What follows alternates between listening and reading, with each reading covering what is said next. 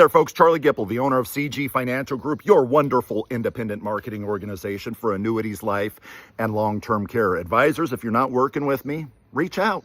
Let's figure something out. Hey, I wanted to, just doing my morning reading from the lakeside here, and I thought, you know what, I haven't done a video to my advisors on this in a while, and it's time to remind them because I've run into this a few times over the last few weeks with some of my personal clients. It has to do with employer stock within 401k plans. One of the first questions you should ask when that client sends you their statement and when you're analyzing that 401k statement for rollover opportunities is there employer stock in that 401k? Why is that? Well, because 402(e)(4) of the Internal Revenue Code allows for things that just the normal mutual funds and all that in a 401k plan do not have. And that has to do with net unrealized appreciation. So let me explain. So we all know that when somebody's putting into a traditional 401k plan, not a Roth, a traditional 401k plan, they are not paying taxes on that seed. Yes, a little bit of Iowa talk here. They're not paying taxes on that seed,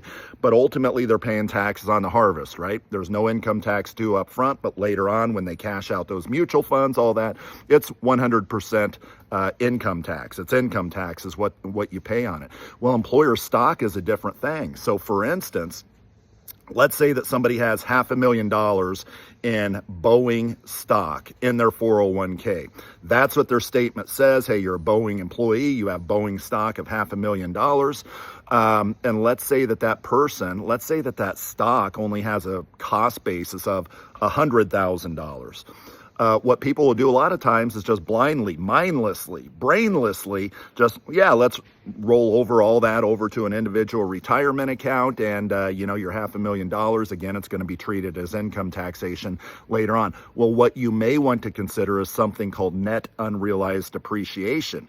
And again, this is a part of the Internal Revenue Code, 402(e)(4) of the Internal Revenue Code that says, here's what you can do with that employer stock. Instead of moving it over to an individual retirement account, and there are rules to follow, timelines to follow, what you can do is you can move that employer stock over to a brokerage account. So keep that Boeing stock, just not in an IRA, not in a 401k, in a brokerage account. Again, certain rules to follow. And what you can do is pay income taxes on the cost basis, on that $100,000. Well, that doesn't sound very good. Why the hell would I want to pay income taxes on $100,000?